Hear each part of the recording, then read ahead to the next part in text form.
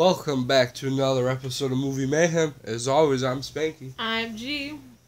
Shout outs to Chucky's Playground, awesome place. Tiffany Valentine sprucing the place up a bit. Yeah, got a new makeover going on. And it looks fucking awesome, and I believe there's more to come. Yeah. So, the Metal Mat podcast, links in the description. Chucky105 Awesome with the Instagram.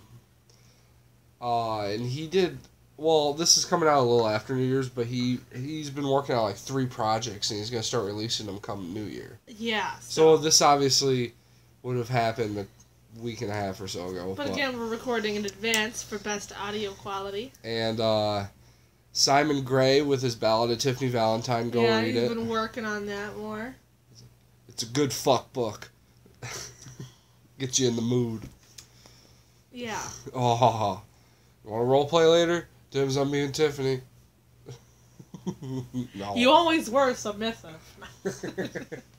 So, we'll hop right into it. We're kind of continuing with we're taking different turn of things. We're doing more like dramatic movies. Yeah. And, this movie this week it's a movie I really love because I've seen it a lot, especially younger. It's from 1995. Good year. Starring Sean Patrick Flannery, who is in... The most common thing you would know him in is Boondock Saints. He's one of the brothers, not the one that's not Norman Reedus. I don't know him from that. He's Connor in that movie. He's in the last Saw movie. He's like the main antagonist. That's probably what I know him from. Yeah, and he's in a lot of different TV stuff. Mary Steinbergen. She plays every mom. She's one of those ones where you may not know her name, but when you see her, you know. Like, she was in What's Eating Gilbert Grape. She was the lady hitting on Gilbert. The mom. That was her. She was the mom in Step Brothers. Yeah, she was in another movie recently. She's in a lot. Yeah. Oh, she was the wife in the movie Clifford. Have you seen that movie? Martin Short? The dad from Any Beethoven? Clifford that I saw? No, not the big red dog. Okay. No, alright, so he played Mrs. Parker in It Runs in the Family, which is a sequel to A Christmas Story. She was an elf. That's what she was in. Okay. She was the wife in Elf. So she plays that like maternal figure in a lot of movies. This also, the only other really notable person is Jeff Goldblum. And obviously he's from the first 2 Jurassic Park movies. The Fly remake. And the movie we did this week it's from 1995. It's called Powder. And this was a movie that I seen on either like HBO or Showtime back when we first got it. It was one of the ones they showed all the time on it. And I thought it was an ice skating movie. But it's... the movie centers around a boy named Jeremy Reed who goes by the nickname Powder. And it starts with his birth. And what happened when you later find out in the movie, but his mom was struck by lightning when she was pregnant with him. Yeah. And he was born albino, no hair, and his brain activity was off the chart, and his dad was too scared and frightened and ran away. Yeah. And it's a very emotional scene because the mom dies while giving birth. And so he is sent to live with his grandparents. Yeah. And it's kind of like 17 years later. He's like a boy, and his grandma's already passed away at some point, and there's policemen and the lady Mary Steinbergen plays Jessie Caldwell. She's a child services doctor, like a psychologist. Yeah. She gets called in by the cops at the scene where the grandfather dies because he kind of locked himself up in the basement where he lived. And, you know, on the surface you see that and it's like, oh my God, they're horrible. The cops even discuss it. They're like, they lock him in the basement like some freak. But it's because he's albino and his eyes are super sensitive to light. Yeah. And also so no one would see him because people would be frightened and they'd want to take him away and hurt him. Yeah. So And she kind of starts bonding with him, and you learn that he's really smart. He's never been to school, but he remembers everything. He, up to including the moment when he was inside his mom's womb that she got struck by lightning. And he has these walls of books, and he remembers them. And what was the book he asked? Was it Moby Dick? And he tells her to pick a page number. Yeah, and 216. He just recites it from memory. So, what's her name? Jessie, she takes him to, like, this home for, boys. Where they've all been, like, abused or molested or stuff like that. Yeah. And, enrolls him in the local high school, and Jeff Goldblum is the physics professor, Donald, and there's a scene in there where this is where you kind of find out more in tune, because there's parts where he's like walking by electric devices and they kind of go funky. Yeah. And you notice there's a bunch of lightning rods on top of his grandparents' home, and you kind of find out here why, because the teacher, he brings out a Jacob's ladder, which is like, it's two poles that go up, and you can see the electricity going back and forth between them. And it turns out that he is, I'm trying to think of the best phrase. He's like, are you trying to think of the actual term?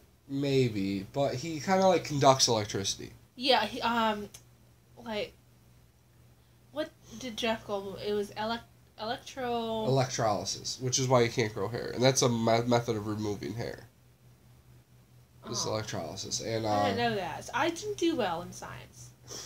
Oh, I didn't learn. I just know from different movies talking about it, and like those shows where it's like those fucking Real Housewives. No. And hair removal. And so, and he kind of but this Jacob's ladder, like this arc of electricity comes out and strikes him in the chest, and it's like lifting him off the ground. Yeah. And that's where it's kind of, you discover, like, oh, he conducts electricity. His brain... Such 90s graphics, though. Well, it was 95, so... No claymation, though. So. But his brain has, like, a powerful electromagnetic charge, so when he gets charged and whatnot, he can, like, attract metal. Which he the boys at the home, they kind of bully him and kind of shows off that because he, like, makes all the silverware attract, and he's very, he really just wants to go home, but his home is in probate because the bank owns most of it. Yeah. And he so everyone, it's one of those movies where it's like he's different, so everyone treats him differently. And there's also a cop who is like the deputy. There's a deputy who's like very gun savvy. He's a dick. And then there's the sheriff. And there's what's the sheriff's name? Sheriff Doug. And Sheriff Doug, his wife is dying of cancer. But she doesn't like wake up, does she? No, she's just kind of... It's almost like she's brain dead. Yeah, almost. She's like a vegetable. Yeah, and that's one of the ones where you don't catch until, like, one part where he actually says it's his wife. Yeah. You're like, is that his wife or his mother? There's a helper around the house. And, the doctor tells him there's nothing we can do. And the fact, like, they're surprised she's still alive. And they're like, let us take her to a hospital. And he's like, no, this is where she wants to be. And it's also revealed that Jeremy, who goes by the name Powder, can read people's minds. Yeah. And... Well, because he can use the electronic shock allowed him to use all of his brain. Yeah. So... He can kind of, like, transfer from one thing to another. Like, there's a scene where the troubled boys go on a camp out, and that, like, dick deputy goes hunting, and he's not supposed to, and he kills a deer. But was it that the sheriff said that you laughed at Oh, he goes, because he's one of those, this place takes place in, I think, like, North Texas, and so it's, like, there's those racist people out there, and, you know, your typical Texan, and he's like, the sheriff says to the dick deputy, he goes, I didn't know I'd ever find a man that's too white for you. Yeah, because he's like, that ain't right, that's spooky. And so the dick deputy kills a deer, and this really upsets Powder. And what he does is he puts his hand on the deer and grabs the guy. And you don't really know until later, but he, like, makes him know what it was like. I'm trying to think of how to explain it. Basically, yeah, so he's, like, transferring the feeling of the deer onto the yeah, he causes him to feel the pain and the fear of the dying animal. And then that causes that deputy to, like, get rid of all his guns, because he's a changed man to some extent. Yeah. And... not even for Jesus. And there's a lot of intense scenes, like, one of the boys at the home is, like, a bully, points a gun at Powder, like a hunting rifle, and threatens to shoot him. He's a very dick. And, after Doug finds out about this, how Powder can transfer, that's where he gets the idea to have him come and kind of, like, interpret for his wife. Yeah.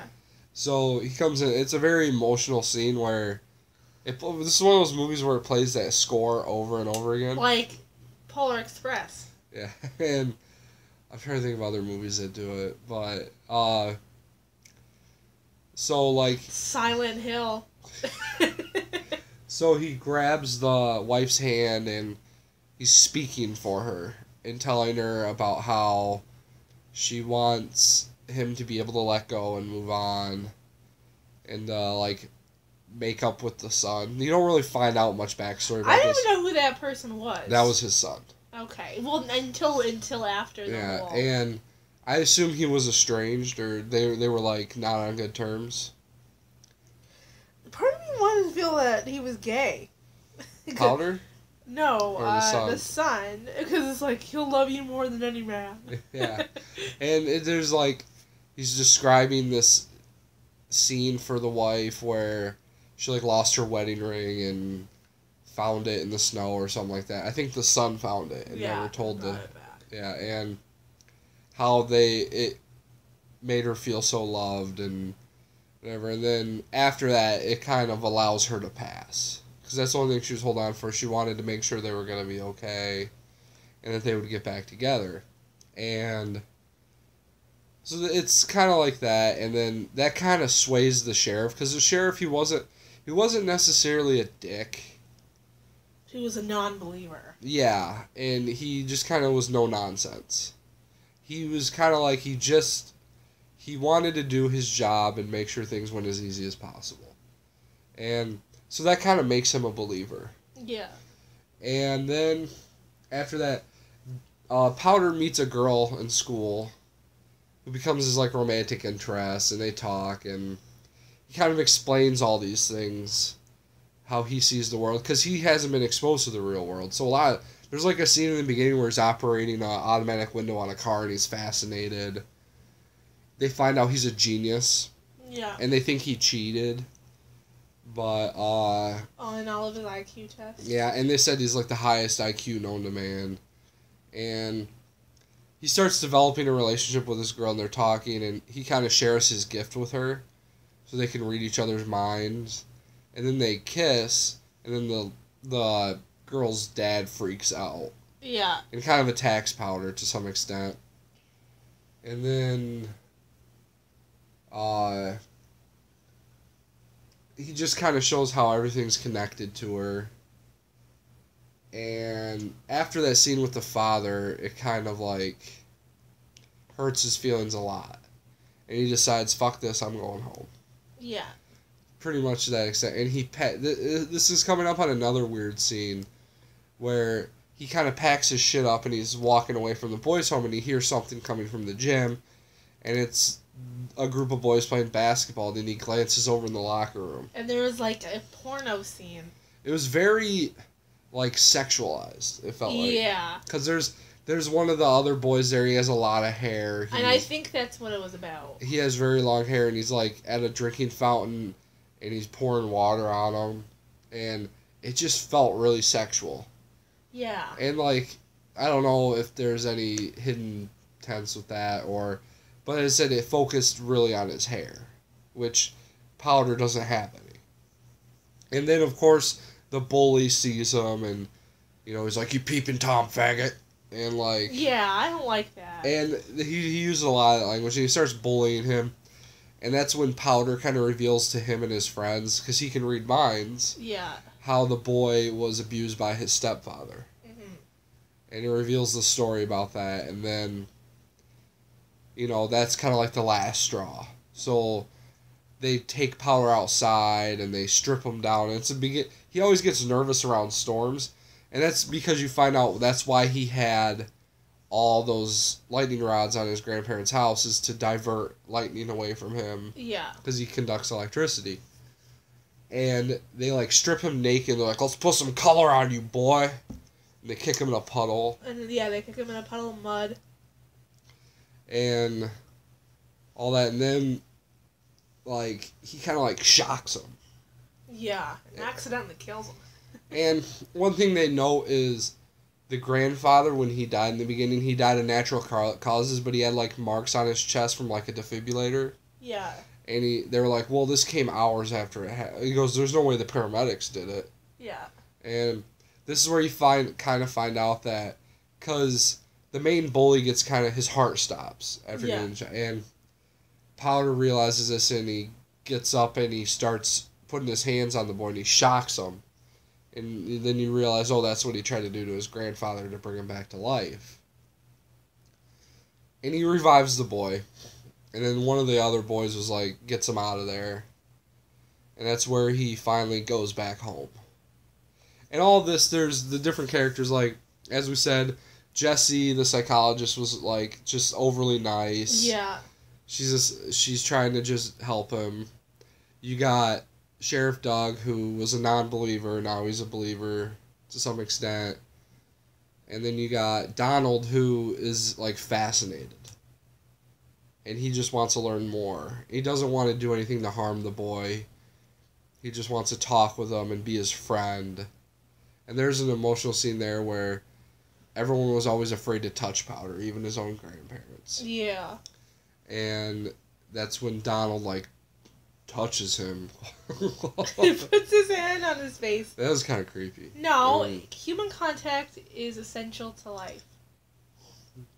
Yeah. So that's like and then you got the dick deputy, who's just a fuck you, I'm an asshole person. So that's kind of like your spectrum of characters that interact with Powder. And he makes his way back home, and it's all boarded up because it's in probate. And he uses his magic to open the doors. Yeah, just bust those open. But his house is completely empty. He makes his way down to the basement, and all his books are gone. And he's just sitting there all dopey. And that's when Jessie comes down, and she's kind of upset too. She's like, we'll get them all back. Yeah. And that's where she kind of, like, has a touching moment where she hugs him and says, like, I will try my best to find you a place where no one's going to fear you and everyone's going to accept you. Yeah. And that's also when Donald shows up, and he's in on this to help him. Mm-hmm. He probably wants to keep him. As a science experiment. Yeah, that's... Dinosaurs.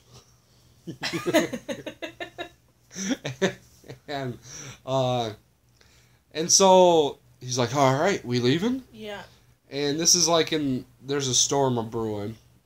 And as they come out the door, the sheriff and the deputy are there. And this is where, like, the sheriff has to do his job. He can't just ignore stuff. And that's where they're like, just ignore it. Yeah. And the dick deputy's like, no, screw this. And fuck you, you little white prick. And, like, basically. And, like, the sheriff kind of flops, and he decides to help Powder. Yeah. And he grabs the Dick Deputy's radio and they throw it, and that's when Powder explains how, like, what's he say, like, she didn't go away, just out. Yeah, she just went out. Referring to the wife of the sheriff. But she was everywhere. And and he explains how throughout the film, how his grandmother told him that lightning was God reaching down. Yeah. And so this is where it's the storm's brewing and he needs to get out of it, otherwise he could get struck. And that's where he just starts running into the field because he realizes what he wants to do. And of course everyone's chasing after him, including the Dick Deputy. And all of a sudden he just gets struck by a bolt of lightning. And he's glowing. There's lights everywhere. Laser beams. And really, the scene where they flash back to like when his mom died. Yeah, because she's stepping in a puddle and Dad's like, no. The freaking effects on that were so bad. This was fucking 19 years ago. So. Almost 20. Yeah. So. What month did this come out? This came out on October 27, 1995. I was 3 months old. So. And so he's running through the field and he's starting to get struck by lightning. And all of a sudden there's just like a blast of light that knocks everyone over. And he's gone. Yeah. And the whole thing is, like, the thing Donald, the science teacher, was saying was like, Albert Einstein said, technology has surpassed our humanity. And that with Powder, he sees the hope that it may reverse. Yeah, how humanity will surpass technology. And so pretty much Powder, there's no body of Powder. He's completely gone. And there's a part where Donald was in the science class, he was explaining the concept of energy. And I know you're not very good at science, G, but with energy, it cannot be created nor destroyed, only transferred. Yeah. So that's where he mentions there's the whole idea that there's life after death. Because your energy just goes somewhere else. Yeah, and that makes sense. Yeah. So, and that's kind of where the ending, I guess there might be interpretation, but it pretty much means that he transcends the limitations of the earth and becomes pure energy. And then Transcendence with Johnny Depp was released. And that's how it kind of, like, the sheriff's all crying and whatnot. I don't know why. I don't know. And then everyone's just like, ah. Yeah, and it plays the score over. And every time you see Jeff Goldblum in this movie, he looks like he just had an orgasm. Yeah, every time does. he like looks at Powder. And so, and then that's the end of the movie. Mm-hmm. So it's kind of like, is it a happy ending? Is it a sad ending? I don't really know. Spanky gets emotional in this movie. I will say this is one of the movies where I come close to crying. So. I don't know. You said you can't cry because it's not realistic enough. But you cried Edward Scissorhands. So. That is realistic. I guess. Tape scissors to your hands. But, so, this was a first-time movie for G. Yeah, as usual. So, and how'd you feel about it? I like it. It was a feel-good story. It is. It's a very unique one, like, as you said, you thought it was a figure skating movie. Because I think there's another movie that is actually figure skating, and it's like Powder or something. Cause I don't know. I just think of Powder from the ice. I think when I hear Powder, I think aside from this movie, like snowboarding. Yeah, or that. So. And cocaine. Yeah. Yeah, yo. Cocaine. Nah. Yeah, I really love this movie. If you're into drama, I mean, not everyone's into movies like this, especially guys. You're into your fucking trucks and manly movies with guns and Spanky's in touch with his feminine side. I have a lot of just dopey, dramatic movies I love. So, I'm not afraid to admit it. Like, I love a lot of movies like that. There's some, like, girly movies I like. Good. Keep you around. We're not watching fucking, like, 13 going on 30. No, I hate that movie. I don't like any of those chick flick kind of movies. Yeah, chick flicks. But I would love if you watched Little Women with me. That movie makes me cry. Is it about actually little women? No, it's not about little people. It's about 4 sisters. Short people got no reason. Short people got no reason. Did you say I should walk down the aisle to that? Short People by Randy Newman. But anyway, I highly recommend this movie. You know, it can be a little bit harder to find. It's not on Netflix. There's a lot of movies that aren't, though. Yeah, I'm kind of getting pissed off at that. I know. I'm glad I'm only using a trial. I'm glad I steal my parents' account. And, so, I recommend it. G liked it. Yeah, I liked it. It's a good movie. It's very unique. So, as G can't cry to because it's not realistic enough. So, if you like movies about fucking albino bald people getting struck by lightning, this movie's right up your alley. Yeah. So all you people out there, I know there's plenty of you out there, you just don't like to admit it. You have that thing where you like to see bald white people get struck by lightning. It's a huge fetish. Yeah, so I highly recommend it. And as I said, this is 1995, so you see, like, Sean Patrick Flannery, he was so young in this movie. He looks like... He looks like fucking... Not that one guy from Watchmen. Is it? Dr. Manhattan? No. Dr. Wanghattan. That's what we call him because you see his dick the whole movie. The big blue guy. Yeah, no, he does not look like Dr. Manhattan, but there is a really white guy in one movie, in some superhero movie. White guy. A lot of them are white. I know, but like fucking albino white. And I can't... I don't know. He kind of reminds me of Dr. Manhattan. Dr. Wanghattan. Yeah, I'm sure Big you're blue happy dick. you get to see his wang the whole movie. It's blue, though. Dabbity-dabbity. So, I recommend it. Go check it out if you're into dramas. You won't regret it. And I think for next week, we're going to kind of continue this with dramatic movies. And next week, this is like an oddball one, too, because G has seen parts of it. She's heard of it. It's called Reign Over Me with Adam Sandler and Don Cheadle. Yeah. It's one of the...